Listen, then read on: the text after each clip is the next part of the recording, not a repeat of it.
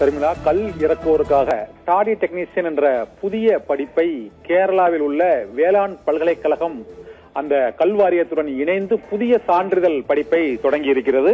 இந்த சான்றிதழ் படிப்பு 10,000 ரூபாய் ஊக்கத்தொகையுடன் வழங்கப்பட இருக்கிறது. திருவனந்தபுரத்தில் உள்ள வெள்ளையானை கல்லூரியில் இந்த டாடி டெக்னீஷியன் என்ற கல் இறக்குவதற்கான புதிய சான்றிதழ் படிப்பானது அறிமுகப்படுத்தப்பட்டிருப்பது கேரள மாநிலத்தில் பல்வேறு தரப்பினரிடையும் அங்கு கல் மிக முக்கியமாக உணவுப் பொருளாக இருக்கக்கூடிய நிலையில் அந்த கல்லை தூய்மையான கல்லாக போதை கலப்பின்றி இறக்கி அதை வேறு மற்ற நாடுகளுக்கு ஏற்றுமதி செய்வதற்கு உரிய தொழிலாளர்கள் அடுத்த தலைமுறையில் இல்லாததால் அங்கு வேளாண் கல்லூரி வேளாண் பல்கலைக்கழகத்தின் சார்பாக இந்த புதிய சான்றிதழ் படிப்பு தொடங்கப்பட்டு அவர்களுக்கு ஒரு மாதம் அந்த கல் இறக்குவதற்கான பயிற்சியை 18 வயதிலிருந்து 45 வயது உடைய ஆண்களுக்கு இந்த பயிற்சி வழங்கப்படுகிறது.